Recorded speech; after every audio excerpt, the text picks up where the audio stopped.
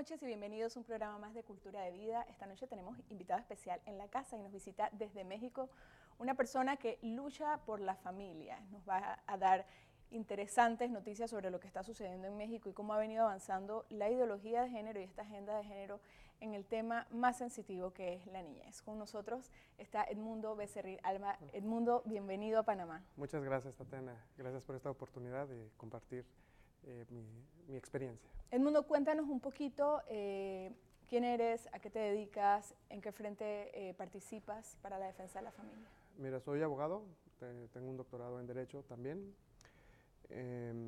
Ahorita tengo un despacho, me dedico a litigio y estoy también en una organización, bueno, en dos organizaciones, una que se llama Frente Nacional por la Familia,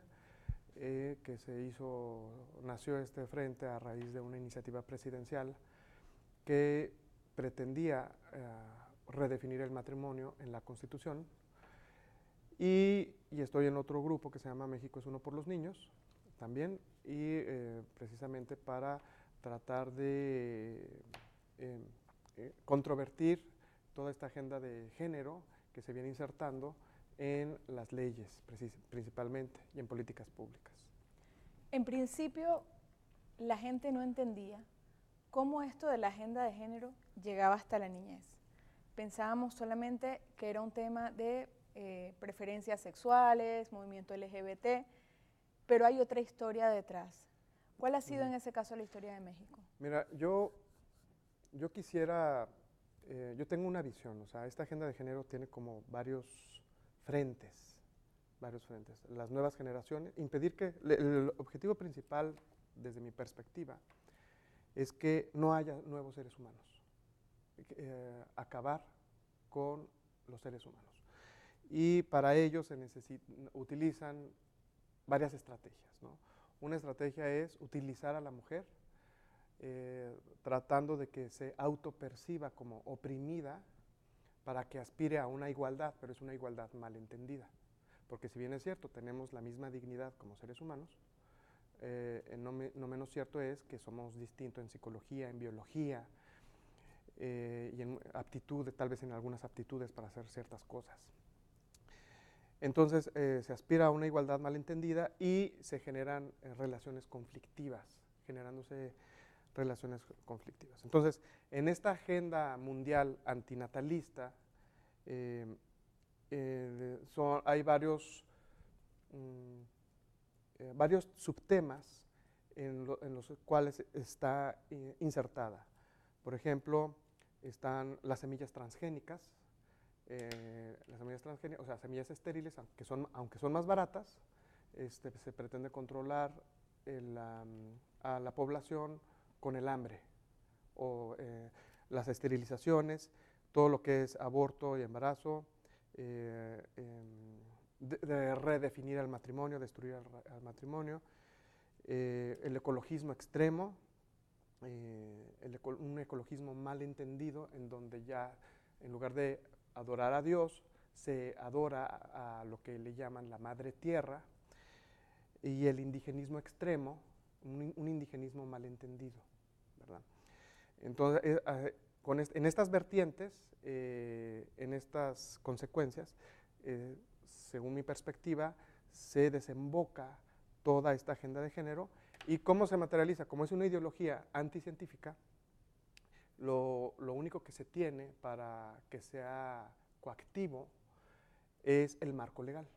Por ejemplo, en México tenemos varias leyes en donde ya se insertó la agenda de género. Tenemos, por ejemplo, la Ley General para prevenir la violencia contra la mujer, pero si entramos a esa ley y vemos lo que se entiende por violencia, ciertamente la violencia es inaceptable, pero el hecho es que ponen demasiadas descripciones en donde al final del día cualquier situación en donde haya convivencia y discrepancia de opinión se puede interpretar como violencia. Por ejemplo, si un marido le dice a su señora, oye, ese vestido no se te ve bien, entonces hace conforme a las definiciones de violencia insertadas en esa ley, presupondría que se estima como violencia esa manifestación. Luego entonces se genera una relación conflictiva.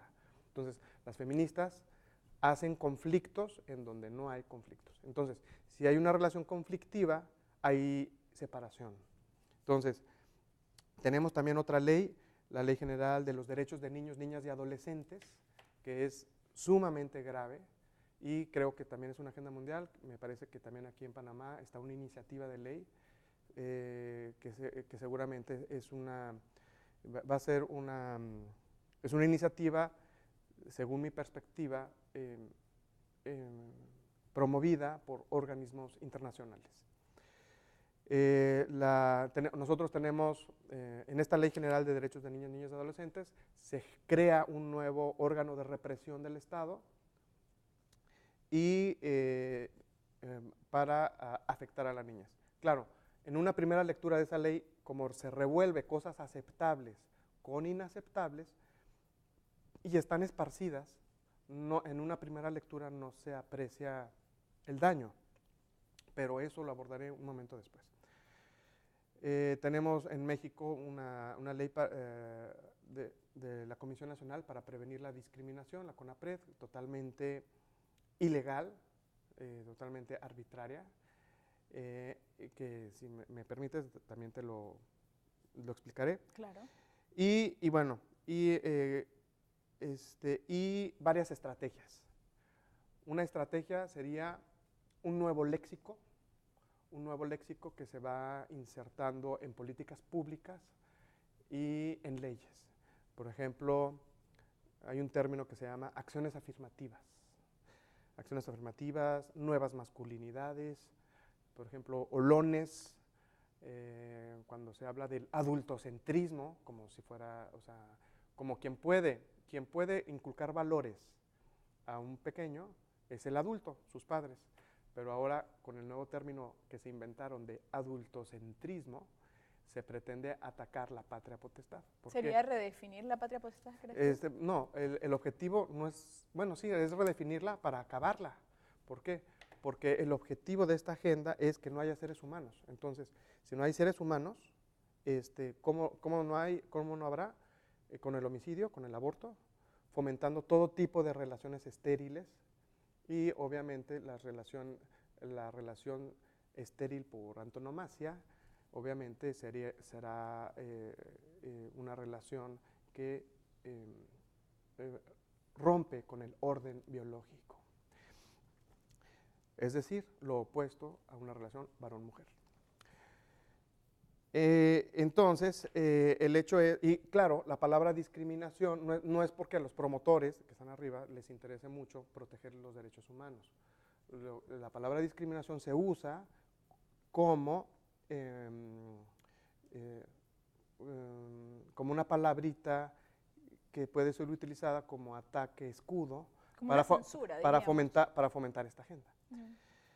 Entonces, yo lo que quisiera, y la otra estrategia, por último, la estrategia es lo que se llama, lo que yo identifico como la propaganda inversa oculta. Propaganda inversa oculta. Es distinto a la propaganda subliminal. ¿Por qué? Porque la propaganda subliminal es mala, pero escondida. La propaganda inversa oculta es cuando te dicen algo aparentemente bueno, positivo, pero para darle publicidad a lo opuesto. Danos un ejemplo, en aterrizándolo. Por ejemplo, en materia electoral.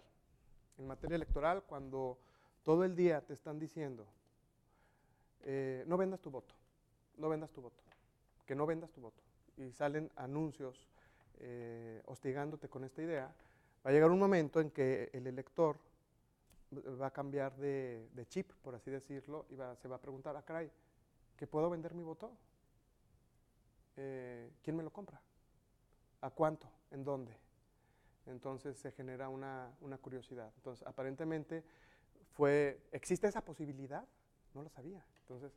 Entonces esa es una propaganda inversa oculta para fomentar lo opuesto o para dar. Entonces, tenemos que tener nuestras antenitas bien prendidas para poder identificar.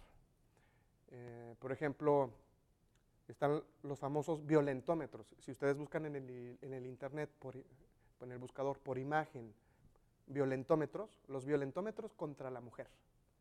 Y entonces se despliegan miles de violentómetros. Entonces, si usted analiza cómo está estructurado este violentómetro, empieza de menos a más. De menos a más, inicia con algo leve, tal vez con una mirada ofensiva o una cosa así. Y termina en verbos conjugados en infinitivo, en ar, er, ir. Las dos últimas son mutilar y asesinar. Los 10 primeros verbos dicen, cuidado, la violencia aumentará. Ah, por cierto, para esta agenda, la única que recibe violencia es la mujer. La oprimida y la sufrida es la mujer. El varón está ignorado. El varón es ignorado. Es importante. En medio no me acuerdo exactamente qué dice, pero en los 10 últimos dice, cuidado, la violencia aumentará. Necesitas ayuda profesional. Entonces, bueno, eso es para mi criterio. Para mi criterio, cuando te entregan el volante, señalizándote el violentómetro, pues aparentemente, claro que es reprochable y reprobable cualquier clase de violencia, pero en la realidad te están dando una gama de ideas para el ultraje. O sea, alguien puede decir, ah, mira, puedo escupir también, y cosas así. Entonces, eso es lo que yo interpreto como propaganda inverso oculta. De hecho, leyendo los evangelios, me enteré, estuve leyendo el evangelio de Lucas y nuestro Señor Jesús mencionó, les reprochó a los fariseos. Les dijo, a ver, ustedes les construyen monumentos a los profetas que fueron asesinados. A los profetas que fueron asesinados. ¿No será que, que con ese monumento están avalando el martirio de aquellos? O sea, como diciendo, miren cómo terminaron. Mira cómo termina, ¿no? Entonces, el hecho es que esa es como entrar al inframundo. Es como entrar a un inframundo. Entonces, tenemos que tener nuestras antenitas prendidas para identificar todo esto. Entonces, yo quisiera hacer una petición a la ciudadanía para que tomemos conciencia de la gravedad. ¿Por qué? Porque justamente el día de hoy me acabo de enterar en una nota del Universal que los nuevos libros de texto para México ya se está hablando abiertamente como una opción natural cualquier clase de acto sexual en contra de la naturaleza, en contra del orden biológico. Recordemos que el orden biológico es el órgano sexual masculino con el órgano sexual femenino. Eso configura un orden biológico. Entonces, ya se están fomentando en los libros de texto todo lo que es el desorden biológico y todo lo que es el autoerotismo. Y eso es un escándalo para las nuevas generaciones. Pero estos libros de texto, adminiculados a todas estas leyes, pero sobre todo a la Ley General de Derechos de Niños, Niñas y Adolescentes, hacen un andamiaje opresor en contra de nuestros valores y de lo que creemos. Entonces, si en Panamá todavía no se vive esto, podemos abrir los ojos, despertar y decir desde la trinchera en donde estemos, ya sea el Poder Ejecutivo, ya sea Poder Legislativo, ya sea como ciudadanos, podemos calificar con detenimiento lo que se va a aprobar y para que no avance esta agenda. ¿Protege la Constitución mexicana lo que está además ya sentado en los derechos humanos, que es ese derecho que tiene el padre a educar a sus hijos en sus valores? Mira, la Constitución no lo menciona, la Constitución de México es omisa en ese punto, pero tenemos los tratados internacionales. tenemos el Pacto Internacional de Derechos Civiles y Políticos, que tal vez Panamá lo suscribió también. Ahí se protege la patria potestad. Pacto Internacional de Derechos Civiles y Políticos, Pacto de Derechos Económicos y Sociales, ahí también se protege la patria potestad, y en la Convención Americana de Derechos Humanos. Lamentablemente, los poderes judiciales, por ejemplo, en el caso de México, están muy alineados a toda esta agenda, y lamentablemente la Corte Interamericana de Derechos Humanos, que está en San José de Costa Rica, también está sumamente alineada a toda esta agenda. Entonces, plantear una estrategia judicial, al menos en México, es delicada.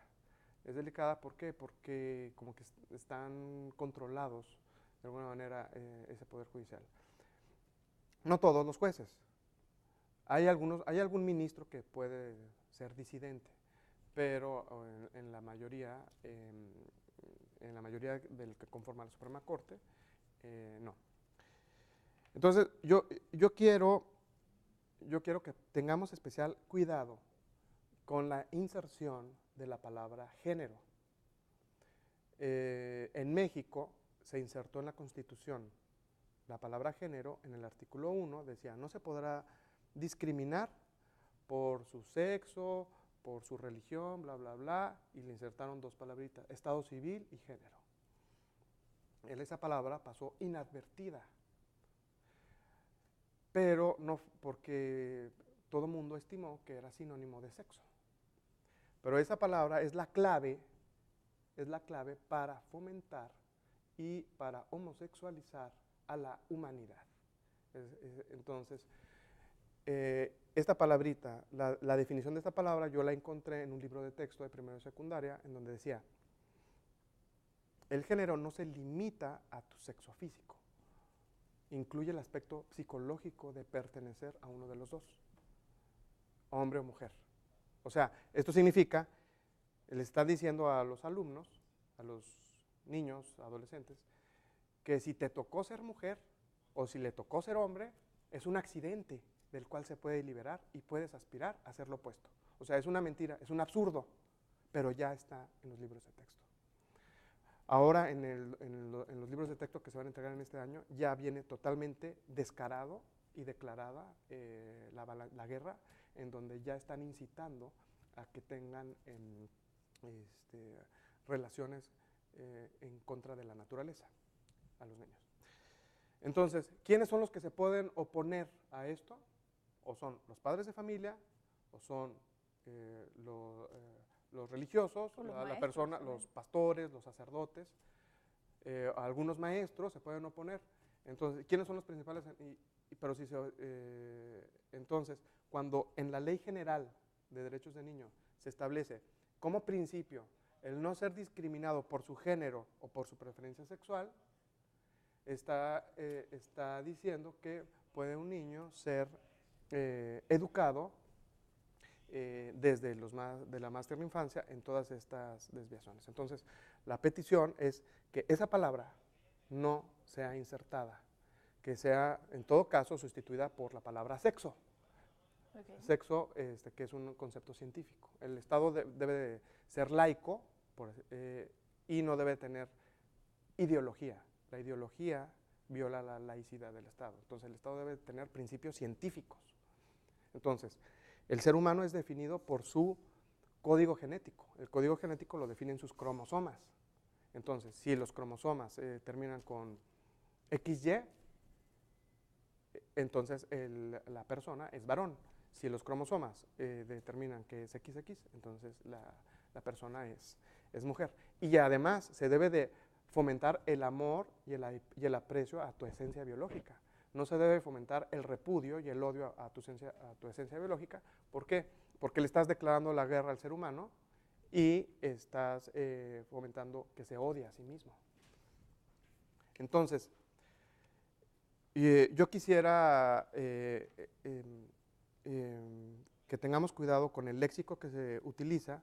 ¿Por qué? Porque en la ley en México se tiene una palabrita de que la perspectiva de género, así dice, habrá una transversalización de la perspectiva de género en todos los actos de autoridad. Entonces, ¿Qué es transversalizar o transversalización? Recordemos que las líneas paralelas corren así. La línea transversal cruza las líneas paralelas. Entonces, ¿qué es lo que pasa? Si hay una transversalización en todas las materias y en todos los actos de autoridad, de la perspectiva de género, pero como la definición de género ya la tenemos, que es el fomento a la homosexualidad, ¿eso qué significa? Bueno, en materia educativa, que en matemáticas va a haber ejercicios. Sí, eso era lo que me preguntaba, ¿hasta cuándo? ¿Cómo lo vamos a llevar hasta allá? Ejercicios fomentando esto. En la materia de español, cuentitos con esta agendita. En ciencias naturales y biología también, entonces, porque es transversal. Y si ustedes se fijan, bueno, al menos en México, es una avalancha que avanza silenciosamente, pero es totalmente totalitaria. Por ejemplo, en el Poder Judicial, por ejemplo, en algún estado de Aguascalientes está la unidad de género. En las universidades le pusieron unidad de género. En la Suprema Corte hay una unidad de género. Entonces, hay una unidad de género en muchas dependencias, pero que no se trata sino del fomento a toda esta agenda. Bueno, súper interesante y hemos querido traerles este tema porque esta agenda avanza siempre con el mismo libreto y en todos los países donde la vemos avanzar es exactamente lo mismo, de manera que usted, querido televidente, puede estar muy atento y pendiente de todo lo que va sucediendo en nuestra sociedad, pues de frente a todo este movimiento que al final y al cabo pues pretende todo un trastocamiento del orden social. Vamos a un cambio comercial y ya estamos de vuelta con más de Cultura de Vida.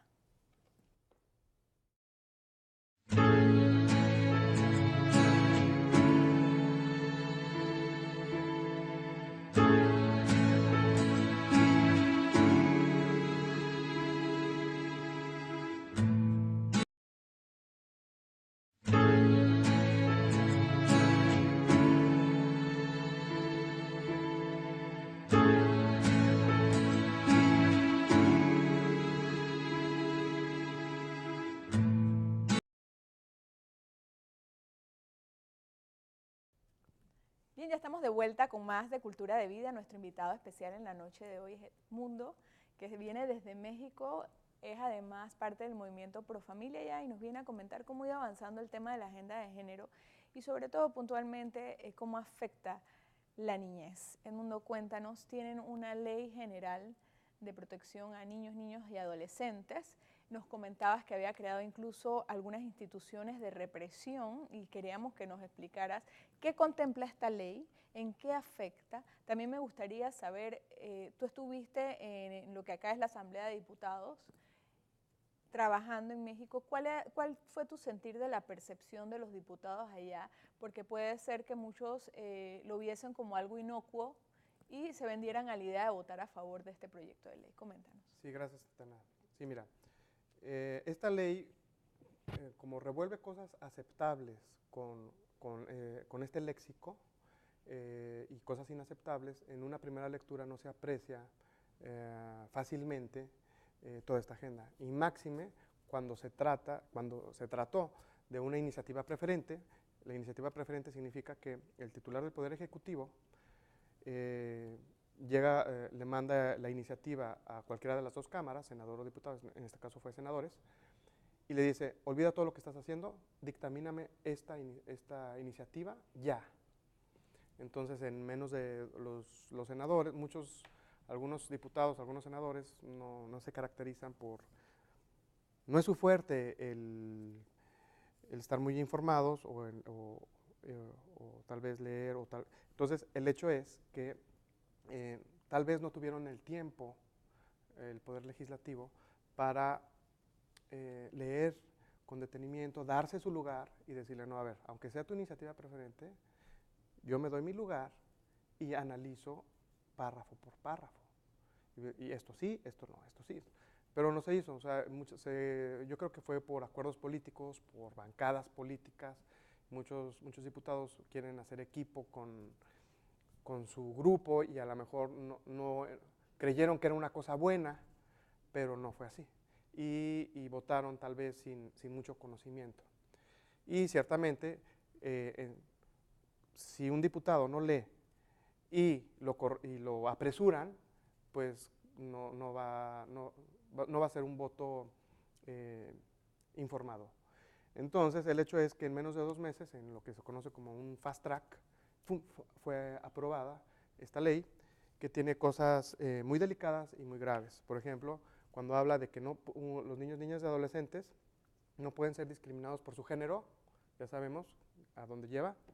Ya le estás dando casi un por derecho, por ¿no? sus preferencias sexuales, Claro. cualquier acto sexual es éticamente bueno. Le insertan, pero como están esparcidos, no se advierten, insertan libertad de conciencia, dicen no podrán ser discriminados por ejercer su libertad de conciencia. Entonces, si bien es cierto, es bueno que exista libertad de conciencia, no menos cierto es que no se puede tratar a un infante como adulto. ¿Por qué? Porque su conciencia está en formación. Por ejemplo, hay otro artículo que dice, los padres tendrán derecho a intervenir en la educación de sus hijos siempre y cuando se ajusten a lo establecido en el artículo 103. Entonces, creo que es una redacción desafortunada porque el derecho humano de educar conforme a sus convicciones no depende de la bondad de un legislador, punto número 1. Segundo, lo limitan a una intervención, o sea, la palabra intervenir significa actuar una vez e irte, o sea, esporádico, está ligado a la esporadicidad, la palabra intervención está ligada a lo esporádico. Y aparte condicionado a lo que diga un catálogo que está en otro artículo que dice 103, en donde dice, obligaciones de quienes ejerzan, ya no se habla de papá y mamá, sino de quienes ejerzan la patria potestad. Punto número 1, cumplir con la ley. Entonces estamos dando vueltas en un círculo vicioso. Por ejemplo, hay un artículo muy grave que está escondido cuando habla de los derechos de la salud. Claro, obviamente hay enunciados totalmente aceptables, que todo niño tiene el derecho al grado máximo de salud, pero desde mi perspectiva no se trata sino de un discurso demagógico insertado en los numerales, porque nadie puede estar en contra de la salud, pero le insertaron una palabrita que dice, el Estado garantizará anticonceptivos a niños, niñas y adolescentes, y se prohíbe la esterilización forzada. O sea, dejándote abierto que si el niño acepta ser esterilizado. Entonces, como en otro artículo ya tienes la libertad de conciencia y no podrán ser discriminados, y en otro artículo perdido por allá le pones, se prohíbe la esterilización, como le pusieron apellido a la palabra esterilización, quiere decir que si fuera consensuada, se podría entender permitido. Claro. Entonces, es una amenaza grave. Le dan internet de banda ancha, derecho a intimidad, internet libre y de banda ancha, y derecho a intimidad. Yo creo que tal vez no se necesite ser muy brillante para deducir que puede salir de internet e intimidad, ¿no? Y libertad de conciencia. Y libertad de conciencia. Pues en el internet está el terrorismo, en el internet está muchas cosas. Hay cosas buenas, pero también hay cosas que son de o sea, que riesgo, se entiende, ¿no?, que un padre no podría tener, por ejemplo, uno de estos programas de control parental sobre el internet que manejan sus hijos. Exactamente, o sea, se meten, o sea, ¿por qué? Porque todas estas desviaciones vienen auspiciadas o se encuentran con mayor facilidad en el internet o en la pornografía, ¿no? Entonces, de alguna manera, minan la patria potestad o tratan de minar la patria potestad. Entonces, el hecho es que, pues bueno, nos tocó vivir en este tiempo. Y qué bueno que estamos en este programa, qué bueno que aún no se vota y espero que este programa sirva para generar reflexión y acción. Generar reflexión y que estemos listos para reprochar y con nuestro diputado de nuestro distrito, de nuestro representante, pues hacerle participar, ¿no? Participar en lo que esté a nuestro alcance. Hay que ver entonces y leer muy afinaditos para estar muy claros. Otra pregunta, y te la hago porque en Panamá sí tuvimos la situación con los libros de texto. Existe en Panamá, dentro del Ministerio de Educación, un departamento que se encarga de la revisión de libros de texto y nos sorprendió encontrar muchas cosas que pues muchos papás consideran que no deben estar en un libro de texto escolar. En México, los libros de texto de los que nos hablan, ¿emanan del Ministerio de Educación o son avalados, ingresan a las escuelas del sector público o del sector privado? ¿Conoces algo de Bueno, eso? hay dos organismos que revisan en México los libros de texto. Uno que se podría decir que es la CONALITEC, Comisión Nacional de Libros de Texto Gratuitos, y un órgano interno de la SEP también, que avala sus contenidos. Desafortunadamente, en México nuestro gobierno está totalmente entregado a esta agenda y no pone ningún obstáculo en cualquier cosa que pueda dañar o pervertir a la sociedad. Y cualquier cosa que se le proponga, pues lo acata, simplemente se acata. No sé quién sea el propulsor. Tengo información que pueden ser organismos de la Unión de las Naciones Unidas. La UNESCO, por ejemplo, en diciembre del 2016 sacó un comunicado exhortando a todos los países del mundo que se inserten en los libros de texto toda esta agenda. Entonces, ¿quién se puede oponer? Pues a toda esta agenda, uno, como es anticientífica. Es anticientífica, es un absurdo, es cambiar la sensatez por la locura. Por ejemplo, te voy a dar un caso de lo que sucedió en Canadá. En Canadá, un señor que tenía 5 hijos, como aquí es la autopercepción, es lo que manda, un señor que tenía 5 hijos, de repente sintió que era mujer. Entonces fue a la oficina que expide las actas de reasignación sexogenérica y allá en Canadá pues le dieron su actita de bueno, pues ya aquí te reconocemos como que ya no eres hombre, ya eres mujer. Entonces dijo, no, pues es que de repente cambió y dijo, no, ahora yo quiero ser una niña de 10 años. Ah, sí, sí. Entonces fue a esa misma oficina. Entonces, en lugar de combatir una patología, una enfermedad mental, se está convalidando la locura. Pero, obviamente es una locura, pero por fines políticos se avaló y le expidieron otra vez a este señor un acta de reasignación de autopercepción con edad de 10 años. Y no solo eso, fue adoptado por 2 mujeres allá, y como una de estas mujeres tenía una hija de 8 años, él dijo, no, yo siempre quise tener una hermana mayor. Entonces le hicieron otra vez el trámite para bajarle la edad a 6 años. O sea, es la sensatez contra la locura. Entonces, y a eso va, o sea, es una ideología que rompe el aprecio a la esencia biológica, rompe la sensatez, destruye a las familias. ¿Y quién se puede oponer a eso? Pues los maestros, los padres de familia y los sacerdotes. ¿Y quiénes van a ser considerados delincuentes? ¿Por qué?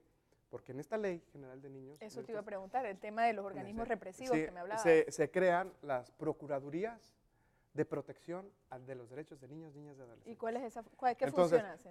cualquier persona que esté en contra, que esté en contra de esta ideología, ya sea por sus valores, o por su religión, o por sus tradiciones, podría ser considerado un delincuente.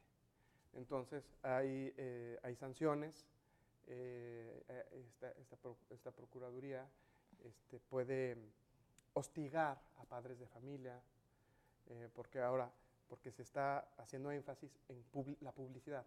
Recuerden que debe de haber publicidad de estos nuevos derechos. ¿Y cuáles son las sanciones? La publicidad. Entonces, si, por ejemplo, si un niño, voy a poner un caso, un niño, su papá le dice, no, tú no vas a tener celular con internet hasta que tengas 13 años. Ahorita a los 10 no. Entonces, si el niño se puede sentir dolido y puede acudir o llamar a la línea de la Procuraduría de la Niñez. ¿Y qué es lo que pasa?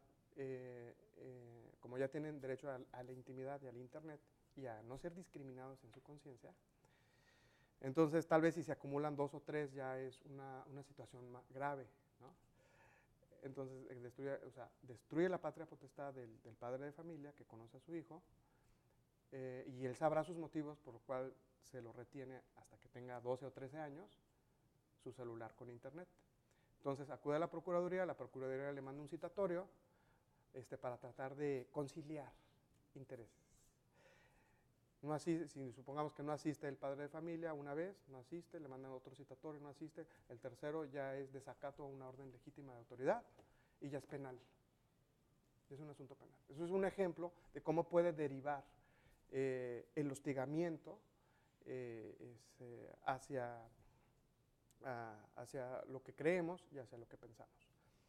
Entonces, aquí todavía estamos a tiempo, bueno, en muchos países todavía no estamos a tiempo, pero ya estamos viendo, vean lo que está pasando en México, vean lo que está pasando en Canadá.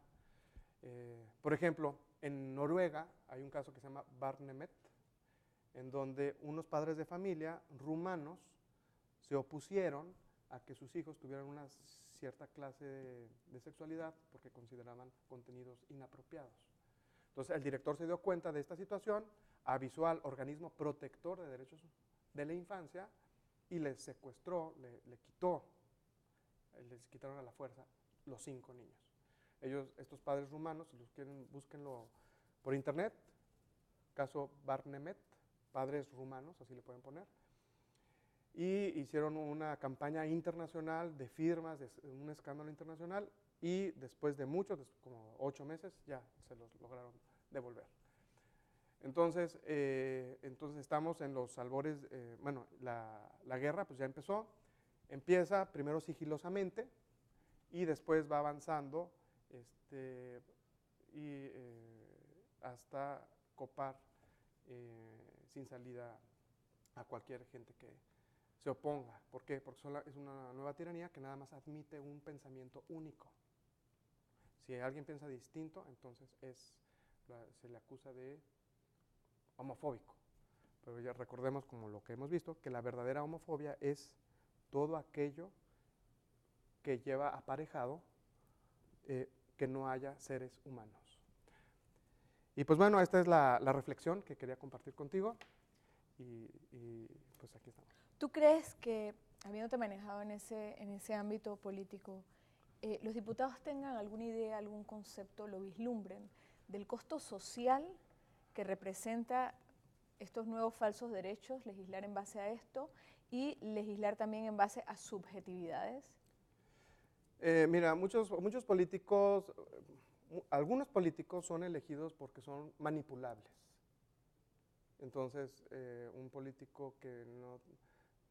algunos políticos prosperan porque son manipulables o serviles. Entonces van subiendo escalones y obedecen sin discutir o sin calificar. Entonces, tal vez esos son útiles habrá otros políticos que no están informados, ¿no?, de todas estas consecuencias y si votan a favor de esto, tal vez no tienen la noción de todas las consecuencias. Yo soy de la idea de que no hay que abrir la puerta ni un milímetro. ¿Por qué? Porque si una cosa se convierte en legal, se convierte como por arte de magia en bueno. Y si es bueno, es enseñable y nadie se puede oponer. Entonces, tenemos que proteger, no solamente son relaciones aisladas, como el objetivo es permear a toda la sociedad y revertir a la humanidad. Entonces, tenemos que tener claro hacia dónde va toda esta agenda, ¿verdad?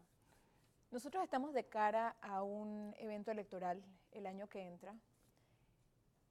Si tú estuvieras en nuestra posición, viéndonos ahora un poco en el espejo de México, ¿qué puede hacer el ciudadano a la hora de elegir?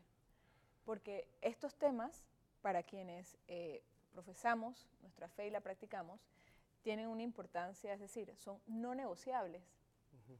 ¿Qué aconsejarías tú ¿Qué cosas hay que ver? Mira, ¿Qué cosas hay que tomar en cuenta? yo creo que en México estamos en vísperas de una elección también presidencial. Tal vez no todos los candidatos sean impolutos, perfectos, pero podemos ver, analizar su discurso, qué léxico usan para identificar su pensamiento, qué opinan de ciertos puntos. Y el hecho es que pedirle, mira, hacerle una petición al partido o al, no sé, defínete en este punto. O sea, yo creo que nosotros debemos ser claros en que el Estado civil es soltero o casado. Y el Estado civil debe de respetar el orden biológico. Nosotros, como ciudadanos, lo que podemos hacer es estar informados. Primero, estar informados de qué es lo que está pasando en el mundo. Segundo, analizar los discursos y escoger el mejor candidato o el menos malo, que tenga posibilidad de elegir para que su voto no se desperdicie.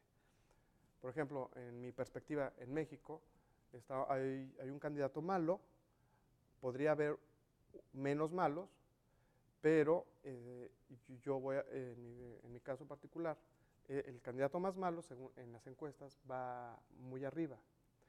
Entonces, para que no se desperdicie mi voto y mi voto sea útil, votaría por el segundo, el inmediato inferior, que le pueda hacer competencia al que va en primer lugar. ¿Para qué? Para que mi voto no se desperdicie. También se necesita un voto inteligente. Entonces, aunque no concuerde con todos los postulados del que va en segundo, como este sí tiene posibilidades reales de ganar, y para que mi voto no se desperdicie, entonces votaría por eso. Entonces yo invitaría a que el voto fuera astuto, por así decirlo, informado, y busquemos el bien mayor o el mal menor. Y yo agregaría preguntar de frente a su candidato, ya sea para diputado, para presidente, para alcalde, cuál es su posición sobre estos temas que son no negociables. El tema de el matrimonio entre un hombre y una mujer, el respeto a la vida desde su concepción hasta su muerte natural y sobre todo ver este tema de que no se trastoque, como lo vimos que era tan importante, la figura del matrimonio. Y bueno, se nos acabó el tiempo lamentablemente, les agradecemos muchísimo por habernos permitido entrar a sus hogares. Muchas gracias Edmundo Becerril, que nos acompaña hoy, ya viaja hoy mismo a México y pues que tengan una santa noche y nos vemos.